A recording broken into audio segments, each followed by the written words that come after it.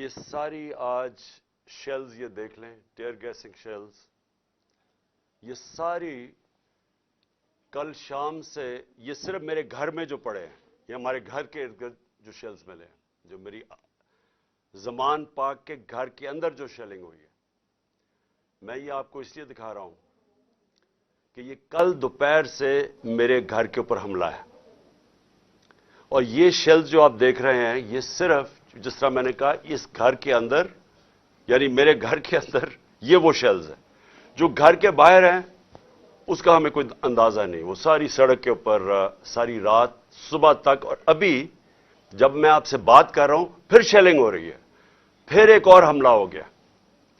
تو میں اپنی قوم کے سامنے ایک سوال رکھنا چاہتا ہوں کہ یہ کون سا میں نے اتنا بڑا جرم کیا تھا کہ میرے گھر کے اوپر حملہ، کبھی کسی پولیٹیکل لیڈر کے گھر کے اوپر اس طرح شیلنگ نہیں ہوئی، اور وہاں عورتیں تھیں، ہمارے نوجوان تھے، ان کے اوپر جس طرح اٹیک کیا گیا، اس کی کوئی تو کیا وجہ تھی؟ میرا جرم کیا تھا؟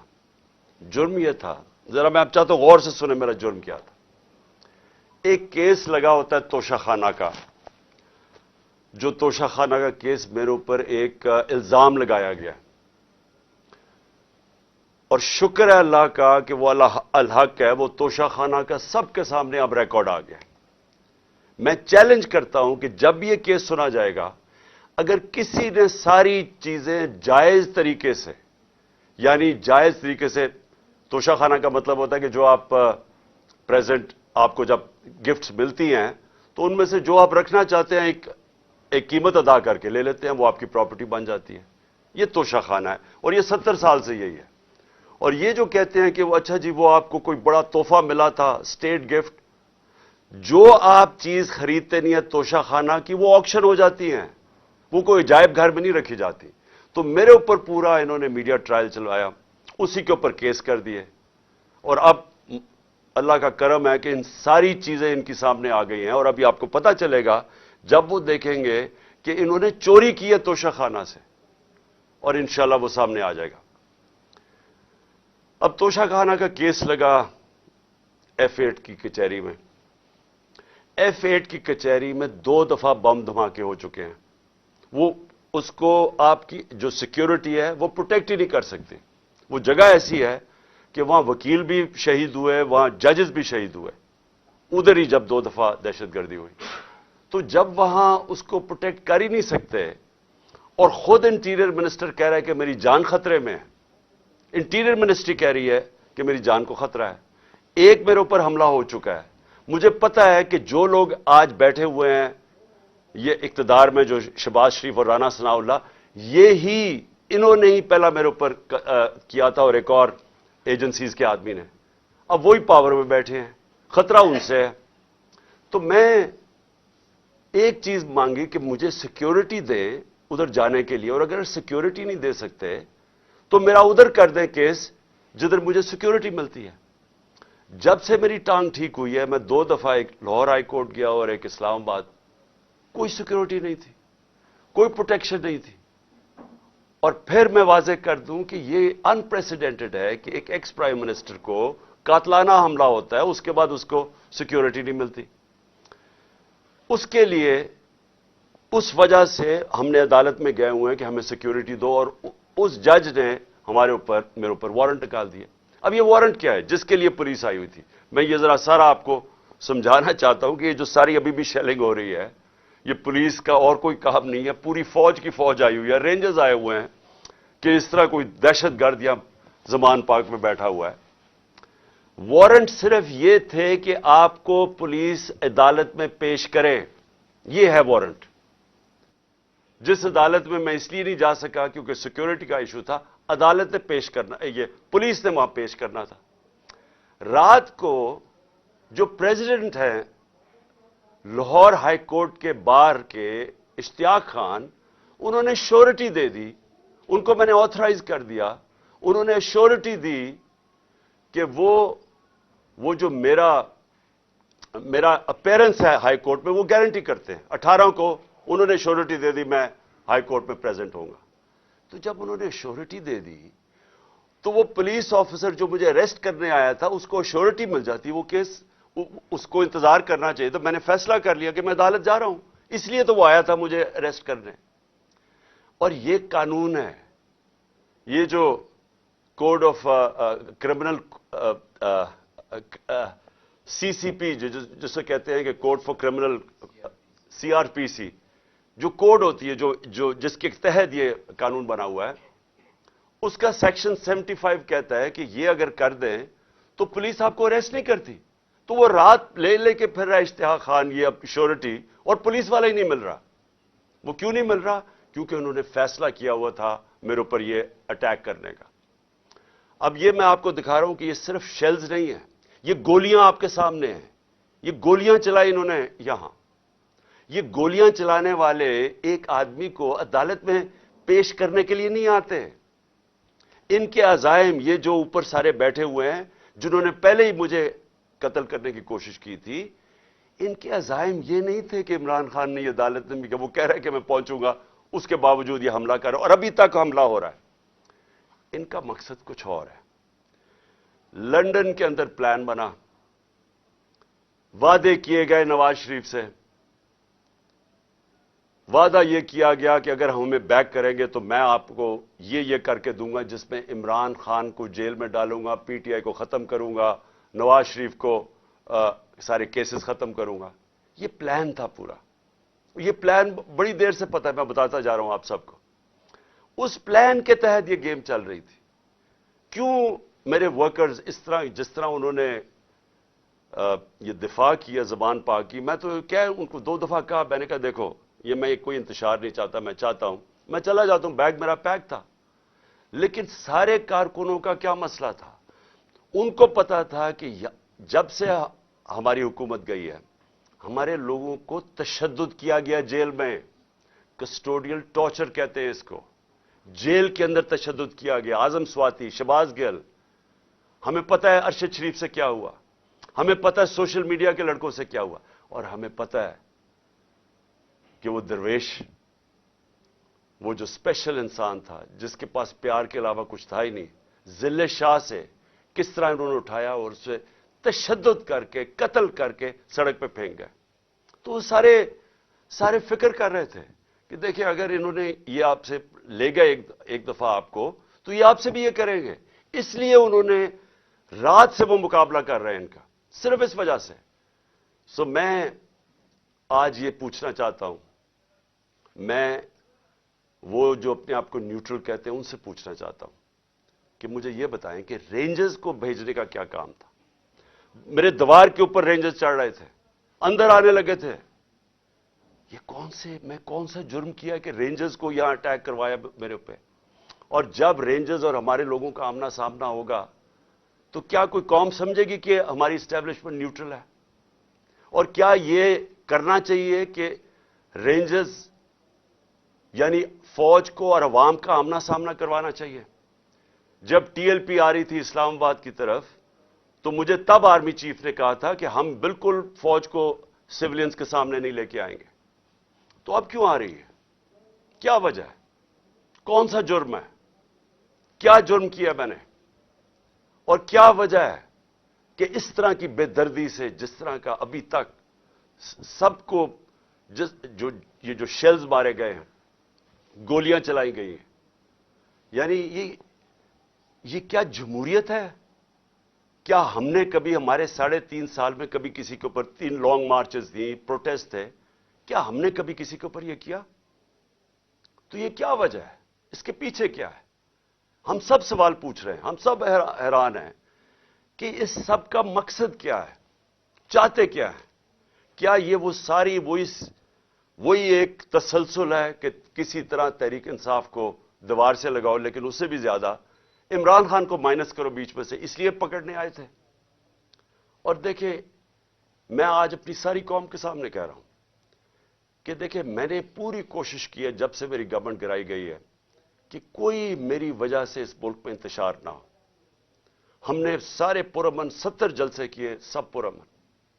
جب کوئی انتشار کا وقت آتا تھا، جب انہوں نے اسی طرح ہمارے اوپر ظلم کیا 25 مئی کو پچھلے سال، میں نے کینسل کیا، میں نے اس کو ختم کر دیا دھرنے کو، کیونکہ مجھے ڈر تھا کہ اب انتشار کی طرف جا رہا ہے۔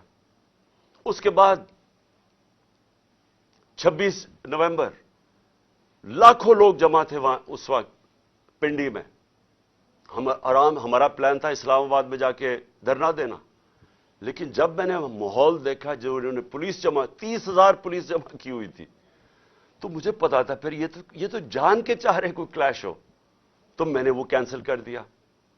ہم نے 8 مارچ کو ایک پرمیشن لی ہوئی تھی، انہوں نے ہمیں شام کو پولیس نے پرمیشن دی تھی کہ اپنی الیکشن ریلی جو ہم نے اپنی 30 اپریل کی الیکشن کے لیے کرنی تھی، پرمیشن ملی ہوئی تھی، روٹ اپرووڈ تھا۔ صبح لوگ آ رہے ہیں اور دیکھ رہے ہیں پولیس کھڑی ہوئی ہے اور پولیس کے جتھے کھڑے ہوئے ہیں اور لوگ ریلی کے لیے آ رہے ہیں، اور ایک دم پتا چلتا ہے کہ دفعہ 144 لگا دی جاتی ہے۔ کس وجہ سے؟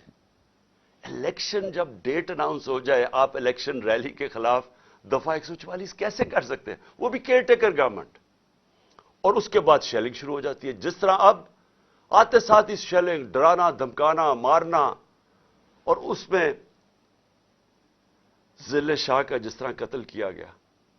تو اس کے بعد جب اگلے دن ہم نے وہ کیا، پھر سے انہوں نے جب بین کیا اور ان کا خیال تھا کہ ہم پھر سے ریئیکٹ کریں گے، میں نے پھر کینسل کیا، کیونکہ مجھے پتا تھا ہمارے لوگوں کو غصہ تھا جو ضلع شاہ سے، سب اسے پیار کرتے تھے، تو اس لیے ہم نے کینسل کی، ہم نے پوسٹ پون کی تاکہ کوئی انتشار نہ ہو۔ اب مجھے بتائیں، رات سے جب مجھے پتا چلا کہ اچھا یہ وارنٹ آ گئے ہیں تو چلیں میں شیورٹی دے دیتا ہوں، وہ بانڈ سائن کر دیتا ہوں میں اس کے ساتھ، اشتیاق خان کے ساتھ، پریزیڈنٹ لاہور بار ہائی کورٹ بار ایسوسی ایشن، تو پھر کیا چیز رہ گئی تھی؟ کیا وجہ ہے؟ ابھی تک حملے ہو رہے ہیں، عدالت کے اندر ہمارا کیس پڑا ہے، عدالت میں ہم گئے ہوئے ہیں اسلام آباد میں اور لاہور میں، اور ابھی تک یہ شیلنگ رینجز نے پھر اٹیک کر دیے۔